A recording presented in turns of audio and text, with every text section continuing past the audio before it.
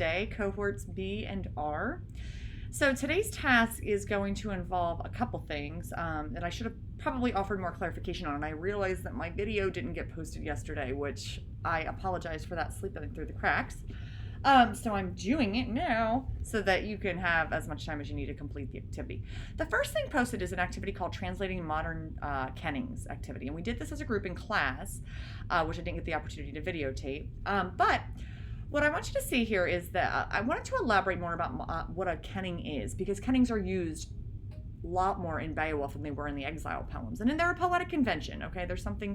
They are a poetic phase that the poet, writer, or the scop who may have been telling this poem and performing it as a story, they use a poetic phrase as substitute for a noun. In the best of kennings, there's an element of like real striking, unexpected comparison. They're metaphorical in nature.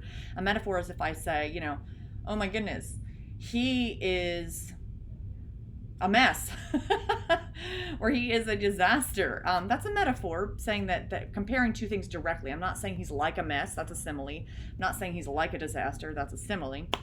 But they're metaphors. They just directly compare two unlike things.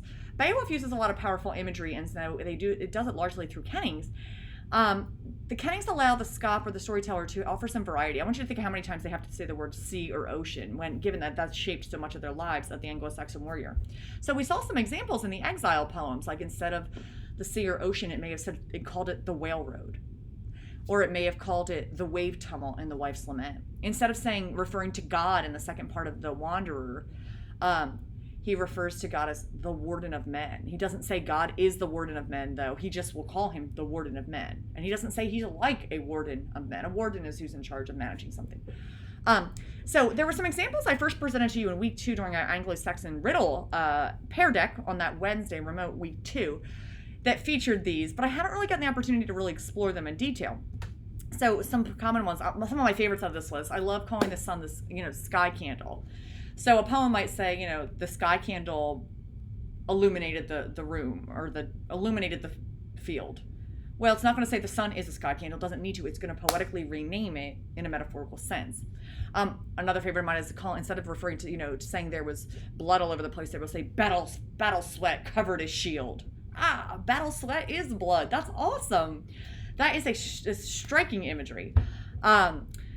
Instead of referring to the king as the king 6 million times, because that's another important element, they might choose to call him, say the giver of gold entered the room.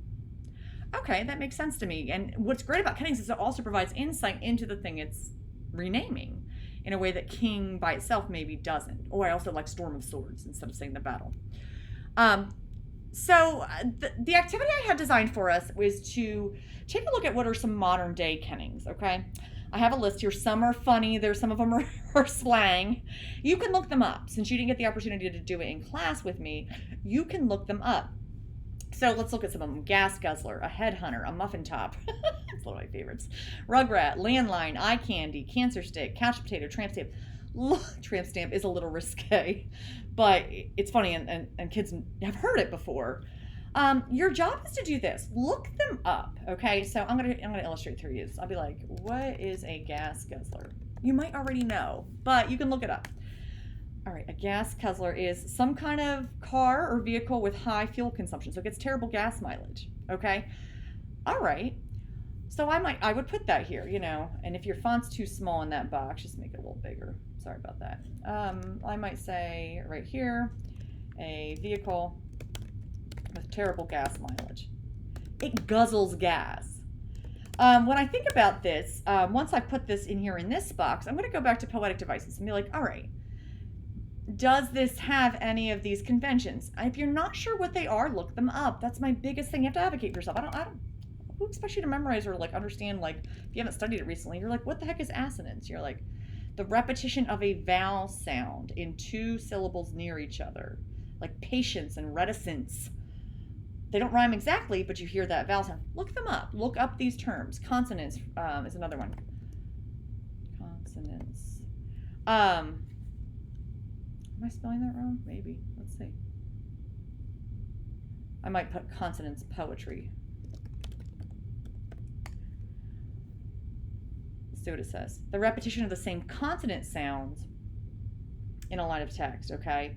Um, Pitter patter is consonants because the T sound is repeated. Okay, and there's also it's different than alliteration in the sense that it doesn't have to start with the same letter. What I mean, pitter patter is also alliteration because you have the repetition of two words at the start of the sound that they have. But if I said pitter splatter, they don't. Well, that's kind of sounds similar. Pitter batter. The T sound is still consonants even though there's not alliteration, because alliteration, if you can recall back, is when you have words that start with the same sound in close proximity to each other.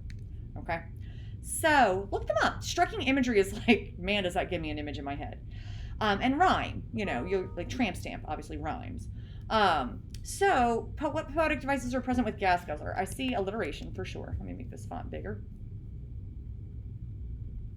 So I definitely see alliteration. And then I'm going to be honest, in this case, I would put striking imagery, because when I think of what does it mean to guzzle something, I can't help but think in my head, to guzzle something's to drink or eat something greedily. When I look at images, it's always about chugging a liquid. I think of like movies where people were at a wild party in college and they were like guzzling alcoholic beverages. That image is just associated with the word guzzle. To guzzle something down is to consume it. Like you can't even like get it in your mouth fast enough. So when I search images for this, you see that it is frequently associated with alcohol, though it doesn't need to be. But that's a pretty striking image to imagine your car downing a big bottle of water or whatever it is, like that kid in that picture just said. So I would say striking imagery. Okay, maybe I'll make that font a little smaller. Okay, that's what you're doing. Okay, try to get at least one poetic device present. Although I guess cancer stick gives me a little bit of trouble, I might just put striking imagery for that. Okay. Because I don't even know. I don't even know that I'm really sold on the striking imagery of that. It's not consonants. It's not assonance. It's not alliteration. So this one I would argue, I don't think you have an example of it. We'll put no example. But the other ones, I, candy, that E sound, I with the Y. Again, you could be like, is that assonance or consonants? I don't need you to be 100% confident, but there is something there. Rugrat, landline, muffin top, look them up, okay? Once you're done with that, what we did in class is I kind of just a little introduction of how exactly I'm going to approach Beowulf. I talk about a multi-draft reading and what we're looking for. So there's a list of kind of the things we're going to look for. When I say a multi-draft reading of the text, what's going to happen is we're not going to read it 3 times because it's a bigger work, and we're looking at excerpts of a much larger epic poem. But whenever you read something for the first time, as we get into this next week, I just need you to know like who did what and why. Like if you can't pull that out of this story in the sections I give you to like I chunk it up, you can't have a conversation about, oh, is there alliteration or is there examples of, kennings in there? No, I mean, maybe you can identify those things, but you shouldn't if you don't even know what's happening. And so on a first read, I always say, we're just going to figure out the basics, who did what and why, and we'll paraphrase, which is a skill that's important when reading complex text like this. And then I'll say, all right, let's go back now. Do we see any kennings? Do we see any alliteration?